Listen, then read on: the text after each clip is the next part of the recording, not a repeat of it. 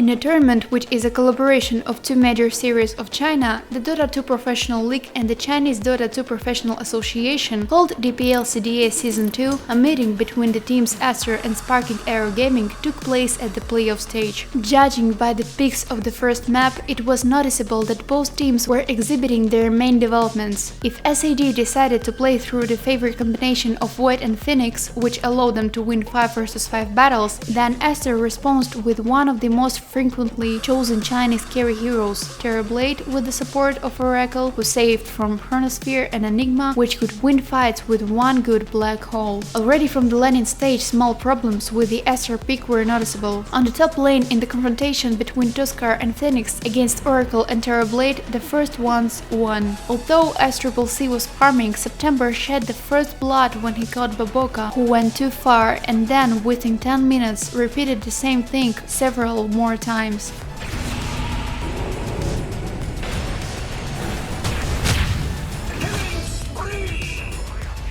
On the mid lane, in the battle between Queen of Pain and Void Spirit, the latter won with a small gap due to good rotations to other lanes.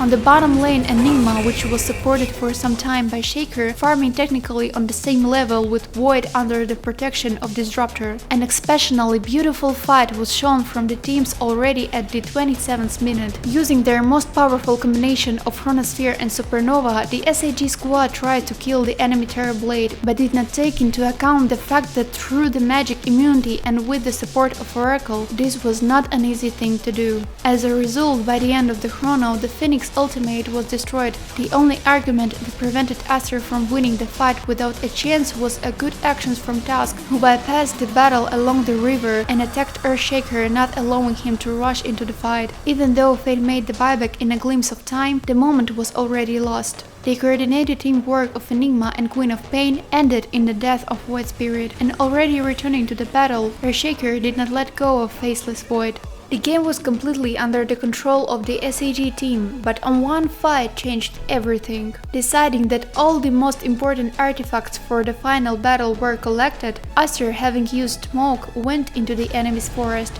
quickly killing Tusk in the exchange for Oracle, who immediately used buyback. Enigma of the Dire showed an excellent black hole, during which Faceless Void was killed, but did not manage to use the Chronosphere. Realizing that Supernova will be destroyed too quickly, Phoenix died, did not using his ultimate, and after it, Disruptor was gone. The result of this battle was that Aster not only leveled the net worth graphs, but also received the Aegis of Immortal in their piggy bank.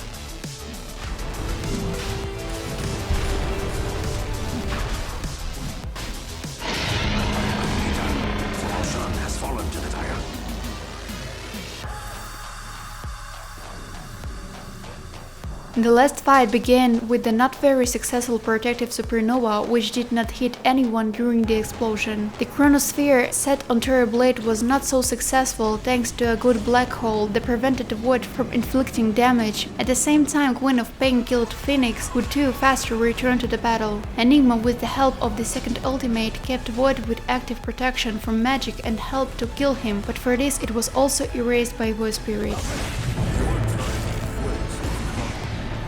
Simultaneously with the buyback from the carry of the Radiant, Tusk also died, who immediately spent gold and returned to the fight. But even before their arrival, Void Spirit was caught and decided to support the team and didn't wait for the resurrection.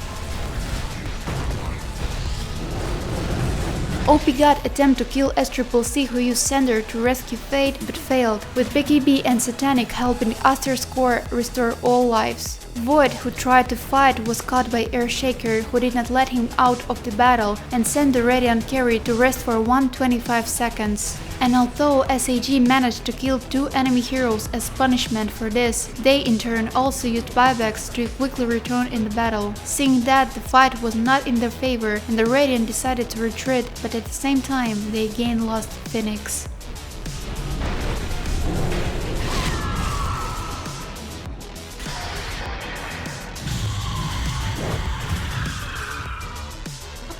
As a result, 5 Aster's heroes set off in an unstoppable push straight to the throne of their enemies. Having in their asset 2 characters who died after using the buybacks and only one capable of causing great damage to the living, SAG did not even try to defend themselves, and when Void Spirit nevertheless made an attempt to buy some time, he was instantly caught and gone. Immediately after this loss, the Radiant called GG, realizing that it was not possible to protect the Ancient.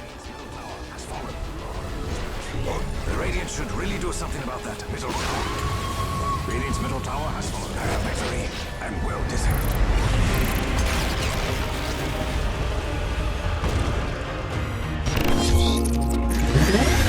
The picks of the second game began with an interesting action from Aster. Having seen the first Phoenix pick from the enemy, they decided to take Faceless Void to close the favorite SAG strategy, otherwise the picks were not surprising.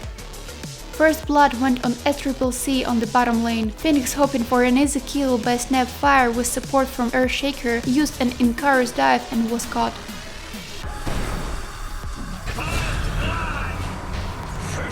The initial 10 minutes passed calmly. Both teams showed equal farming and how they were able to catch opponents on mistakes.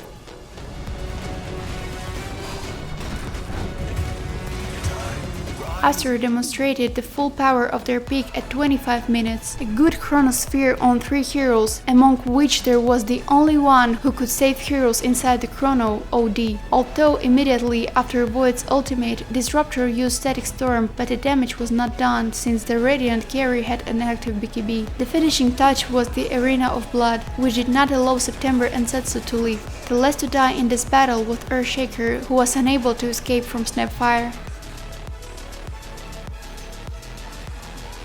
SAG tried to organize the last major battle. The attack from Mars, which caught the Lonely Push in Nature's Prophet, coincided with a burst from Earthshaker into Void, which ended sadly for the Dire.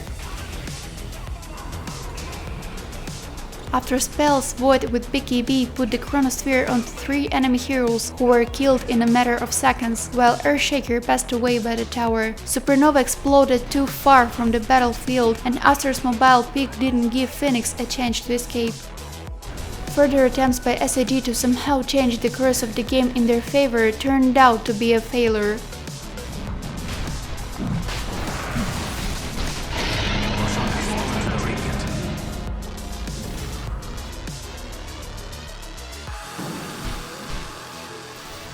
The advantage over 12,000 gold was impossible to beat.